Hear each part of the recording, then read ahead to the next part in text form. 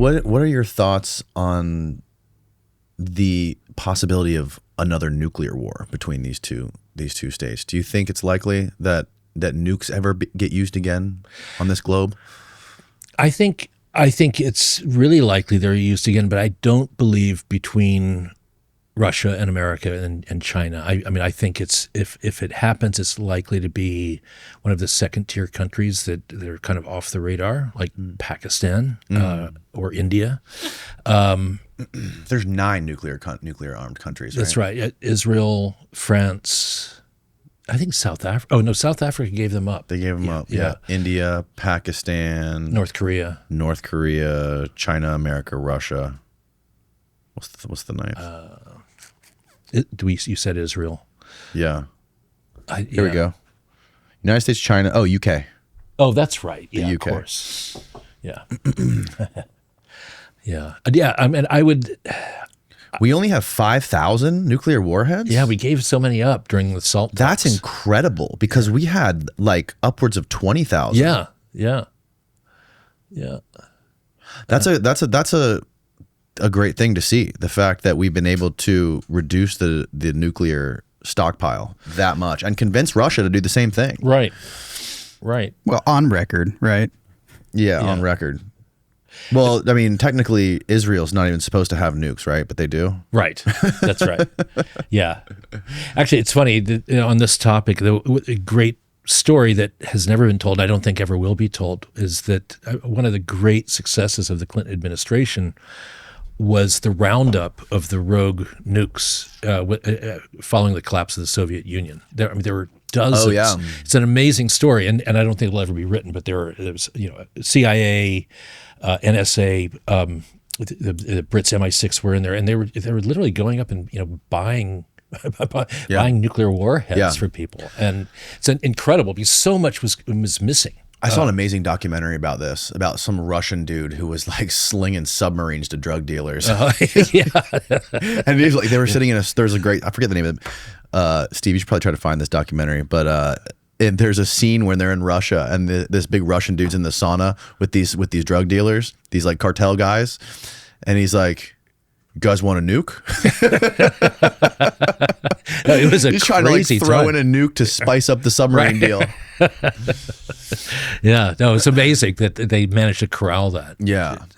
Yeah, the idea of just like the nuclear deterrence, the idea that all these nations in the world just have a gun pointed at each other's heads. It's just a circle of nations and everyone's got a gun pointed at the other guy's head. I know. It's and amazing. that we haven't launched anything is fascinating. And then like I had a guy on here the other day who was he's a naval guy who was like a Navy submarine commander, and he was explaining to me how all these submarines, there's thousands and thousands of nuclear submarines littered throughout the oceans at all times, right? Like from every nation that are even circling our coasts, right? Both sides of our coasts, yeah. And each one of these subs have like dozens and dozens of MIRVed ICBMs on them. Yeah, no, it's if you think about it too much, it's pretty terrifying. It really is. Yeah. I mean, world enders. There's just these things that are circulating the oceans and probably in space. That just could end the world in a matter of seconds. Yeah, minutes. I think it's like 30 minutes. If an ICBM was launched from Pyongyang, it would take 30 minutes for it to hit Washington D.C. Wow. 30 minutes. Yeah. Can you imagine the amount of decisions that have to be made in 30 minutes? Yeah. No, I mean, again, going back to when we were talking about the before, I mean, I gotta believe, and maybe it's just wishful thinking, that with, spy satellites and drone technology, that you see this stuff coming. Submarine, nuclear submarines, maybe not that. But on the ground at least, I mean, I gotta believe that you could see this stuff before it was ever launched.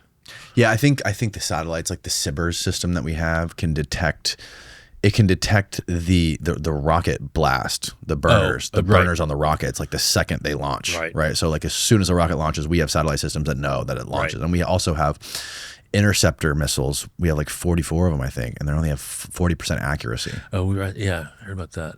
Yeah. So like that's like shooting a bullet out of the sky, right? Shooting a warhead out of the sky with another bullet, Yeah. with another rocket, which is crazy. Yeah. What could possibly go wrong? Right. But like I think one of the biggest fear, I agree with you. I don't think one of the major nation states would do this. I don't think that, you know, Russia, China, or the US, or even if Iran had a nuke, I don't think they're suicidal. Right. Right. Because the second you do that, you know it's all out nuclear war and you know you're dead. Yeah. And that's why Russia, I think, and the U.S., we both have the dead man switches. Oh yeah. You know, so if like if everyone dies in Russia and a nuke, or like if 20 nukes hit Russia and like takes out everybody, there's like a switch. There's sensors that go off that unleashed every single nuke they have back to America. Wow. So even if they're all dead, right, America's done for.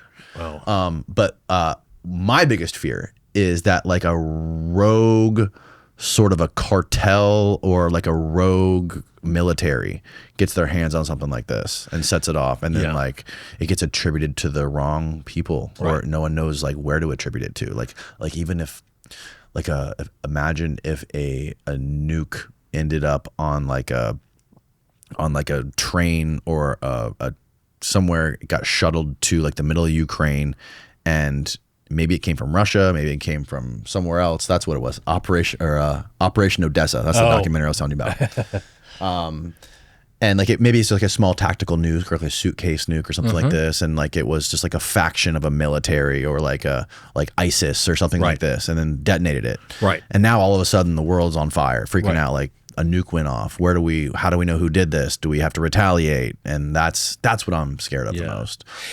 So I'll tell you something else that's scary that somebody told me years ago in the military, and it was actually this was right when I just came back from Chechnya. I was talking to this military guy. There was so much HEU, highly enriched uranium, that was still missing, and what he was worried about was somebody just getting a tin of HEU, just the powder, attaching it to a helium balloon, sending it up, say, 2,000 feet over Manhattan, and then having an altimeter bomb that just blows up the balloon. I mean, this is not even a nuke. This is like a dirty bomb. It's a dirty bomb, and then that uranium just spreads over the city, and you're not going to wipe out millions, but you're going to kill thousands, and it'll just be. There's no way to stop it, because it's undetectable. Again, it's that low. It's box cutters. It's this low tech thing that there's nothing to prevent it from happening. Yeah. So or even like drug cartels, like cartel wars. Like imagine if the Sinaloa cartel or one of these cartels got their hands on a nuke somehow, and they freaking blew it up in Mexico or somewhere else. I'm not gonna be able to sleep tonight.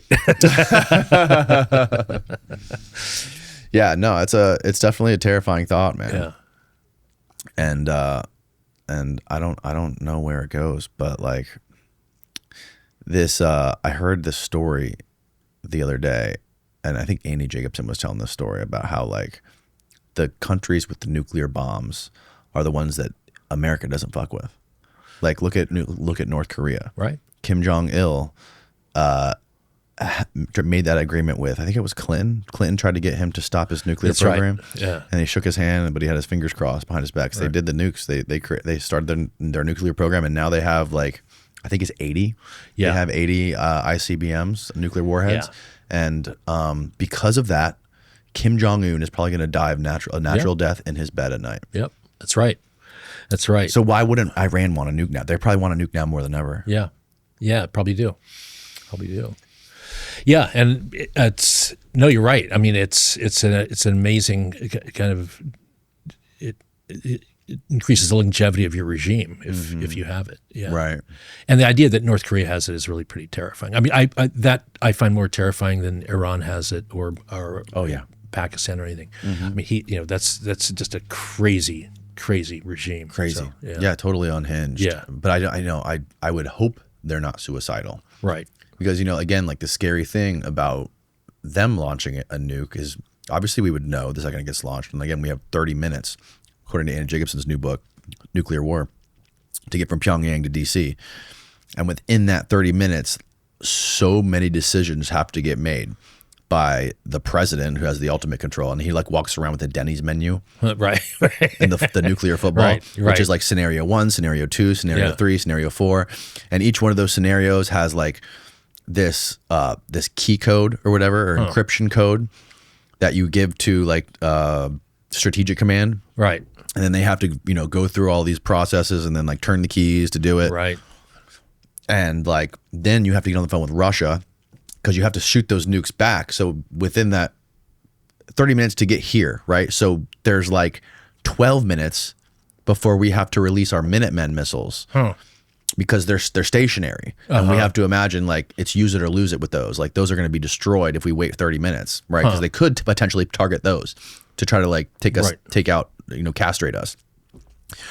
So within 12 minutes, we have to say, okay, are we going to launch back? Let's get on the phone with Russia. Let's let them know that these missiles have to overfly Russia to get to Pyongyang or to get to North Korea. Right. When's the last time that the president was able to get Putin on the phone in less than 10 minutes, or you know what I mean, that quick? Right. I don't know, but I don't think it's ever happened. Right. So, and then they're going to see nukes flying over Russia. They're going to probably launch nukes, and before you know it, it's just the end of the world. Yeah. A nuclear winter. Yeah. This guy, Andrew Bustamante, is this former CIA officer. He was in the Air Force, then he went into the CIA. He worked in the nuclear command with the Air Force. And he said in his training, he said if a nuke ever goes off like anywhere near you on American soil, he's like, if the one thing you're going to want to do is run towards the mushroom cloud, because the death will be a lot quicker. Oh, yeah. Yeah.